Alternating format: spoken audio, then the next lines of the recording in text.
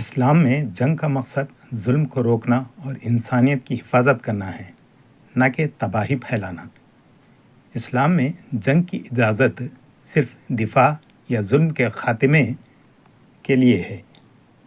قرآن کریم میں ارشاد ہے، اور اللہ کی راہ میں ان سے لڑو جو تم سے لڑتے ہیں اور زیادتی نہ کرو۔ سورہ البقرہ کی 190ویں آیت۔ ناظرین، کیا آپ جانتے ہیں اسلام جنگ کو پسند نہیں کرتا، لیکن اگر جنگ مسلط ہو جائے تو اسلام ایسی حکمت عملی سکھاتا ہے جسے آج بھی اپنایا جا سکتا ہے۔ یہ وہ اصول ہیں جو 1400 سال پہلے دیے گئے تھے۔ اسلام میں جنگ یعنی جہاد صرف طاقت کا استعمال نہیں، بلکہ ایک مکمل اخلاقی حکمت عملی اور انسانی اصولوں پر مبنی نظام ہے۔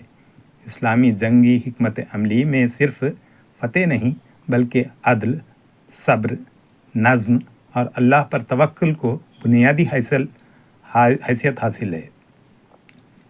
اسلامی جنگی حکمت عملی کے اہم اصول: مضبوط منصوبہ بندی، پلاننگ۔ اسلام میں بغیر حکمت عملی کے جنگ نہیں کی جاتی۔ مثال کے طور پر بدر میں پروفٹ محمد صلی اللہ علیہ وسلم نے میدان کا انتخاب خود کیا، پانی کے کنوؤں پر کنٹرول حاصل کیا، فوج کو منظم صفوں میں ترتیب دیا۔ یہ ظاہر کرتا ہے کہ پلاننگ جنگ میں بہت اہم ہے۔ معلومات حاصل کرنا یا انٹیلیجنس۔ اسلامی حکمت عملی میں دشمن کی معلومات حاصل کرنا ضروری سمجھا گیا ہے۔ دشمن کی تعداد، ہتھیار، نقل و حرکت، یہ آج کی زبان میں انٹیلیجنس سسٹم کہلاتا ہے۔ اتحاد اور نظم و ضبط، ڈسپلن۔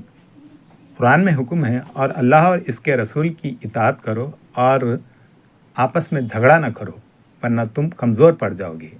اس سے معلوم ہوتا ہے اتحاد یعنی طاقت ہے اور اختلاف میں کمزوری ہے۔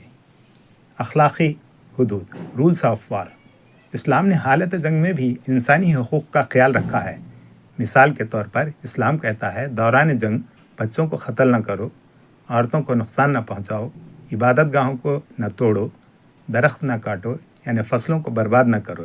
یہ اصول جدید جینوا کنونشن سے بھی پہلے دیے گئے تھے۔ آج ہم جدید دور کی جنگی حکمت عملی میں دیکھیں تو مکاری، غداری، جھوٹ، فریب، دھوکہ دہی، ظلم و بربریت، ناحق بچوں کا، عورتوں کا قتل، بوڑھوں کا قتل اور خواتین کی عصمت ریزی کے واقعات کی بھرمار دیکھتے ہیں۔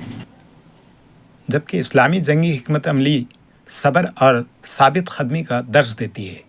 اسلامی جنگی حکمت عملی میں جلد بازی نہیں بلکہ صبر اہم ہے۔ مثال کے طور پر جنگ احد میں ایک حکمت عملی کی غلطی، تیر اندازوں کا اپنی جگہ چھوڑنا، نے نقصان پہنچایا، جس سے نظم و ضبط کی اہمیت واضح ہوتی ہے۔ توکل علی اللہ۔ اس لیے اسلام کہتا ہے، فتح صرف ہتھیاروں سے نہیں بلکہ حوصلہ اور یقین سے ہوتی ہے۔ اسلامی جنگی حکمت عملی کا سب سے منفرد پہلو مادی طاقت کے ساتھ روحانی طاقت ہے۔ بدر میں مسلمانوں کی تعداد کم تھی، لیکن ایمان اور حوصلہ زیادہ تھا۔ اسلامی جنگی حکمت عملی کا خلاصہ: اسلامی اصولوں کے مطابق کامیاب جنگ کے عناصر: حکمت عملی، معلومات، نظم و ضبط، اخلاق، صبر، اللہ پر بھروسہ۔ چوتھا اصول جو اسلام کو باقی سب سے مختلف بناتا ہے وہ ہے اخلاق۔ سوچیں آج کی جنگوں میں یہ اصول کتنے نظر آتے ہیں۔ پانچواں اور سب سے طاقتور اصول تھا توکل علی اللہ۔ جب وسائل کم تھے، جب تعداد کم تھی، تب بھی مسلمانوں کا حوصلہ بلند تھا۔